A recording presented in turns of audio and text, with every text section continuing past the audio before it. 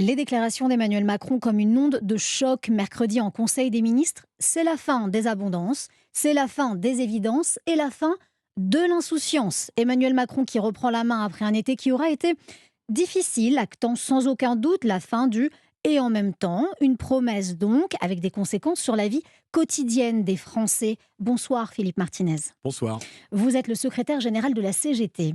Alors on a été frappés tout de même. Mercredi, pendant ce Conseil des ministres, c'est la fin des abondances. Les Français sont dans l'abondance, Philippe Martinez. Ça, c'est le point de vue du président de la République. Les Français, en tout cas moi, ceux que je croise, qui sont, pour reprendre une expression, des gens normaux, ils sont loin d'être dans l'abondance, ils sont même dans le sacrifice depuis plusieurs mois. Et donc oui, la parole du président de la République, de mercredi, elle est complètement décalée. Elle est presque insolente vis-à-vis Hmm.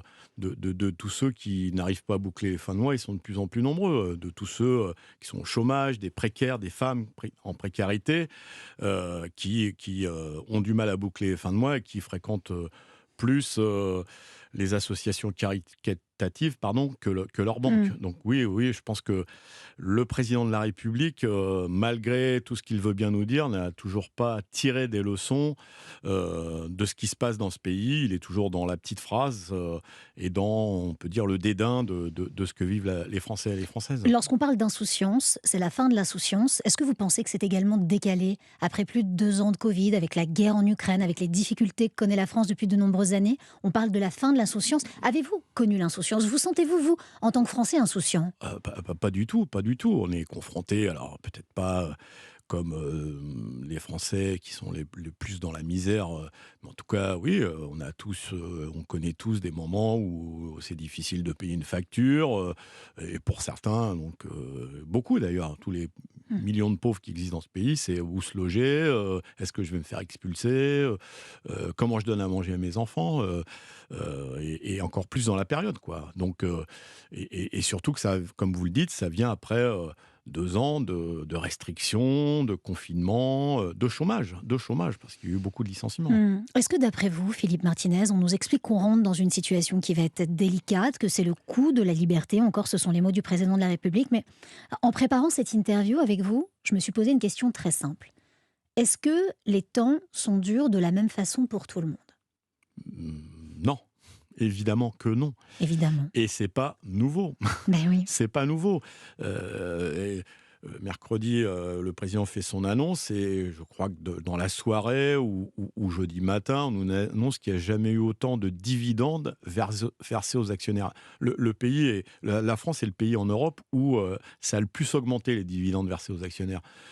Donc j'allais vous dire, en ce qui concerne le président, dis-moi qui tu fréquentes et je te dirai ce que tu as à dire. Oui, l'abondance, il doit en fréquenter beaucoup, des gens qui sont dans l'abondance, des gens qui n'ont pas de problème de fin de mois, d'ailleurs qui vont jamais au supermarché parce qu'il y en a d'autres qui font les courses à leur place.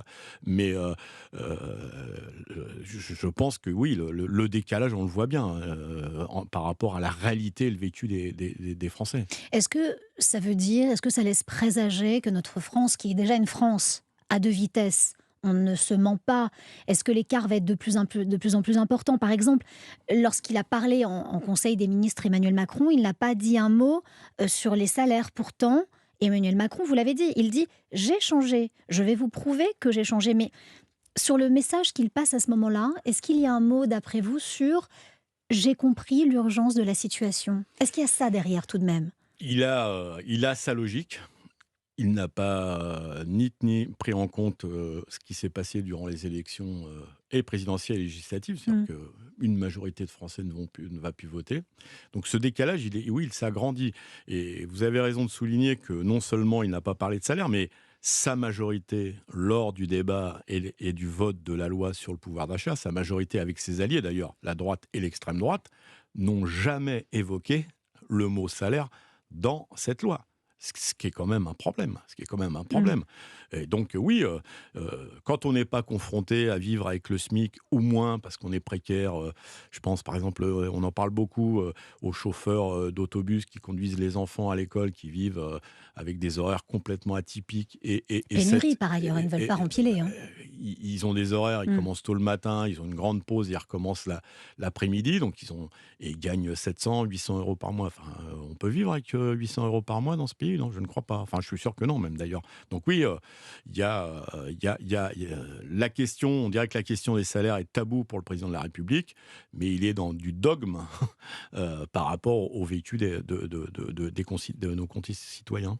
Vous évoquiez à l'instant la loi pouvoir d'achat. Est-ce qu'elle vous semble appropriée à la situation? Vraisemblablement non, mais rentrons dans des détails et peut-être que vous allez pouvoir nous expliquer pourquoi. D'abord, la ristourne, vous savez, à la pompe de 30 centimes qui va intervenir en septembre et en octobre. Ça passe à 10 centimes après en novembre. Bon, est-ce que c'est suffisant et qu'est-ce qu'on fait surtout après novembre? On laisse la voiture, on La fait quoi? première chose, c'est que c'est insuffisant et puis, c'est nous qui payons. Parce que quand l'État donne de l'argent, il le donne avec quoi? Avec nos impôts. Donc nous payons la ristourne. Deuxièmement, je voudrais l'évoquer aussi, on nous dit monsieur le maire nous dit: «J'ai réussi à convaincre Total de» mais qui va exploser ses bénéfices et donc les dividendes versés aux actionnaires.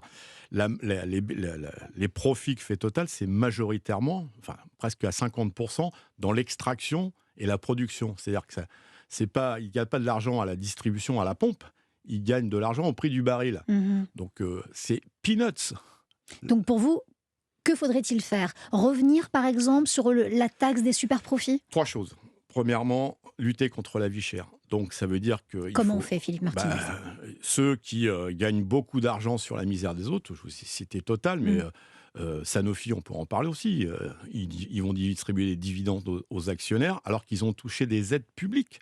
Donc la première chose, c'est lutter contre la vie chère et par exemple baisser, la TVA, qui est un impôt très injuste et nous le disons depuis des mois et des mois. La deuxième chose, c'est oui, taxer les profits. Taxer les profits. Il n'est pas normal, à proportion égale, un citoyen de la classe moyenne, comme on dit, paye plus d'impôts que Amazon ou des groupes comme Total. Ce n'est pas normal. Et puis, il Donc pour faut. vous, ça a été une aberration de ne pas accepter cette loi sur les Mais super profits. évidemment, La NUPES évidemment, revient là-dessus d'ailleurs en octobre, hein, ils l'ont annoncé, hein. c'est bien, mais et puis taxer aussi les transactions financières, parce que c'est complètement transparent. Et puis, la chose essentielle, c'est qu'il Mm. faut augmenter les salaires. Et de ce point de vue-là, c'est pas le gouvernement qui négocie dans les entreprises, mais il y a une loi, c'est le SMIC. Donc Euh, augmenter le SMIC. Augmenter le SMIC, et plus que de façon automatique. Et puis, faire en sorte que quand le SMIC augmente, dans les branches professionnelles, les minima de branche augmentent, parce que le SMIC a augmenté au mois d'août, au 1er août, et il y a 89% des minima de branche qui sont passés en dessous du SMIC. Il devrait y avoir automaticité, puisque c'est la loi. Et pourquoi est-ce que, d'après vous, on ne parle pas pour l'instant de cette question d'augmentation du SMIC? On explique que ça n'est pas possible. Comment est-ce qu'on finance ça, d'après vous, encore une fois? Ben, on finance ça, alors. Dans les grandes entreprises, il n'y a pas de problème. Euh, et puis après, il y a besoin de solidarité entre les entreprises. Moi, je comprends les difficultés de certaines TPE et PME, mais en général, ils dépendent d'un grand groupe. Il faut réduire les délais de paiement, peut-être augmenter le prix du travail, mais dans les PME, TPE, de façon à ce que les grands groupes contribuent aussi à ce que les salaires dans les petites entreprises puissent augmenter. Mais il est anormal c'est dogmatique de ne pas vouloir augmenter les salaires. Pour vous, c'est une aberration en 2022 qu'on en soit encore là? Bien sûr, c'est une aberration. J'ai même envie de dire, est-ce que pour vous, c'est une régression?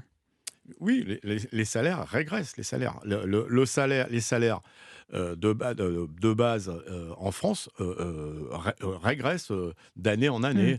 Et non seulement les salaires, mais le paiement de la qualification. C'est-à-dire que on voit de plus en plus de jeunes notamment, mais pas que des jeunes, diplômés, et à qui on dit d'ailleurs faut faire accepter les petits boulots. C'est-à-dire qu'on d'un côté, les parents disent aux jeunes, si vous voulez avoir une carrière, Fait faites des des études. études.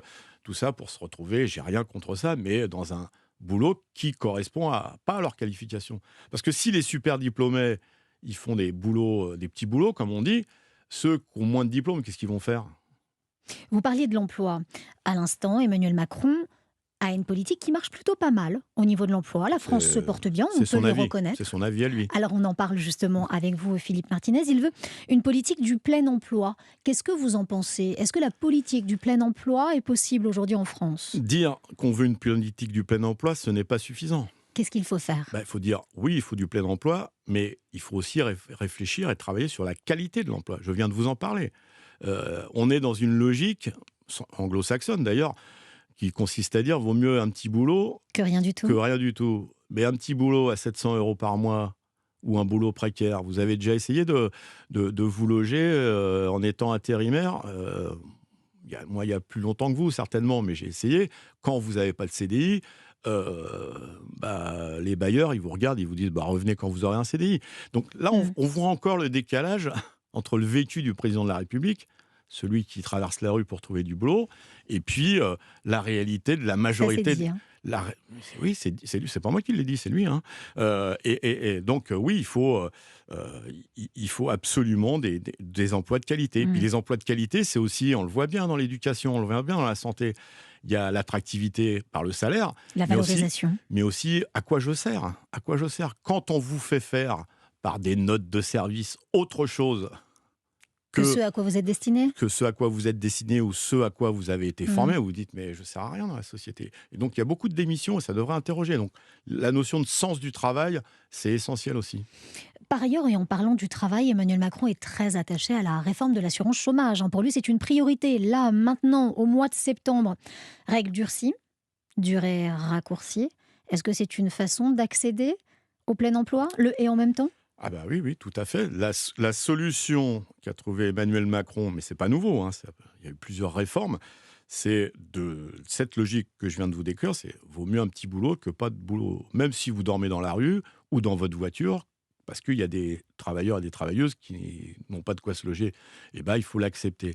Et donc pour ça, on monte du doigt les chômeurs, comme s'ils étaient responsables de leur situation. Il faut rappeler par exemple qu'un chômeur sur deux ne perçoit aucune allocation, aucune. Et puis leur dire, si vous n'acceptez pas le boulot qu'on vous impose, on va réduire vos droits. Les Républicains, par exemple, opposent à ce que vous venez de dire l'assistanat. On n'en peut plus, il ne faut plus d'assistanat en France, il faut sortir de l'assistanat en France. Qu'est-ce que ça vous fait quand vous entendez ça, vous, Philippe Martinez? C'est dramatique d'entendre des choses comme ça. Ça vous révolte? Ils ont qu'à se mettre dans la peau d'un chômeur pendant 1 mois ou 2 mois, ou d'un travailleur ou d'une travailleuse précaire pendant un trimestre, et ils verront ce que c'est que cette notion d'assistanat. Non, non, on fait des études, on a une qualification, on doit être payé, et il y a des tas d'endroits où on cherche oui, une pénurie d'emploi, de travailleurs plutôt et de travailleuses. Mm. Mais si on leur donne le choix entre ne pas travailler sans indemnité ou accepter n'importe quoi, c'est pas un choix. Donc, mais les Républicains, enfin en tout cas la droite et donc Monsieur Macron, hein, ils sont dans cette logique depuis des années et des années. Vous avez déclaré, on va s'opposer au nouveau sacrifice demandé par l'État. Qu'est-ce que vous voulez dire par là? Le mois de septembre, pour vous, c'est le mois des combats? Peut-être pas que le mois de septembre? J'ai dit on va s'opposer, on va continuer à proposer autre chose. C'est ce qu'on fait depuis des années. Euh, j'ai constaté, certainement vous aussi, que le mois de, et vous en avez fait écho sur vos ondes, le printemps était un printemps de beaucoup de conflits sociaux autour de la question des salaires, même si j'oublie pas les hospitaliers, les enseignants. Pas que le printemps, par ailleurs, hein. Vous savez, merci de me rectifier. Des luttes qu'il y en avait déjà depuis le début de l'année et bien avant. Il faut, nous proposons une journée d'action, premièrement le 22 septembre, autour des enjeux de la santé, parce que c'est dramatique. L'hôpital public en L'hôpital danger. public, même privé, hein, mais surtout l'hôpital public. Et puis le 29 septembre, autour d'une seule chose, augmenter les salaires. Et donc oui, nous, ce que nous voulons, c'est que toutes ces luttes qui se sont multipliées depuis des mois et des mois, elles convergent et qu'on exige réellement une politique salariale. Alors justement, pour cela, 22-29 septembre, hein, ce sont les 2 dates clés pour vous, vous en avez par ailleurs parlé à l'instant. Vous avez besoin d'actions collectives et convergentes, c'est ce que vous dites. Qu'est-ce que vous entendez par collective et convergente? Ensemble, on est plus fort, c'est ce que vous voulez dire aux gens qui vous écoutent aujourd'hui? Tout le monde a pu faire l'expérience Mmh. que quand on est tout seul, on a beaucoup moins de chances de gagner. Quand on agit ensemble, c'est beaucoup plus efficace. La deuxième chose, c'est que on ne gagnera pas entreprise par entreprise.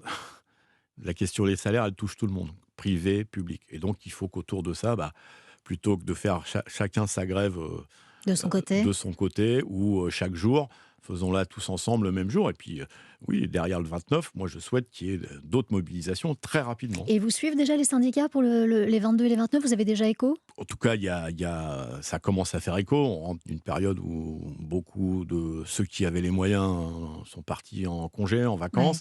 Les autres ont essayé de se reposer, mais en tout cas, la mobilisation, elle n'a pas baissé. La température, et c'est pas. Il fait très chaud donc Il toujours. fait toujours très chaud Mmh. socialement, même si nous nous intéressons aussi aux problématiques du climat, qui sont aussi urgentes que les questions sociales. Une dernière question pour vous, Philippe Martinez. Emmanuel Macron, vous allez le rencontrer. Solennellement, C'est un scoop, parce que pour l'instant, j'ai pas de rendez-vous. vous allez le rencontrer Merci, d'après nos merci, informations. En merci tout pour. cas, J'ai bien fait sachez-le, de Philippe venir. Martinez, comme ça je vous le lance. Qu'est-ce que vous allez lui dire solennellement à Emmanuel Macron? Parce qu'on aimerait, vous savez, parfois on a envie d'être une petite souris, d'être là quand vous parlez avec lui. Qu'est-ce que vous allez lui dire? Je, je lui, Sans langue de bois. je lui dis sans langue de bois exactement la même chose ce que je viens de vous dire et ce que je viens de dire à vos auditeurs. Vous êtes en décalage complet avec la réalité de ce que vivent la majorité des citoyens et des citoyennes de ce pays.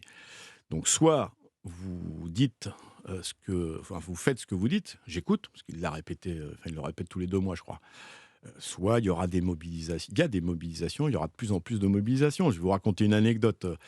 Il est passé cet été avec le Tour de France dans une ville, Bagnères de Bigorre, qu'il aime bien, où il y avait une lutte de salariés d'une entreprise qui s'appelle Pommier, 45 jours de grève autour de l'augmentation de salaire. Il a envoyé un conseiller qui a dit oui à la direction, il faut augmenter les salaires. Résultat de ce qu'a dit la direction, c'est 300 euros de prime Macron. Vous voyez, dans la loi pouvoir d'achat, elle est passée à 6 000 euros, eux ils proposent 300 euros. Et j'ai eu l'occasion de dire au président, et je lui redirai, si vous voulez être crédible, si vous voulez que les gens croient en la politique et croient en la parole du président, faites ce que vous avez dit. Merci beaucoup, Philippe Merci à vous. Martinez. Je rappelle que vous êtes le secrétaire général de la CGT et merci d'avoir accepté mon invitation pour Europe 1.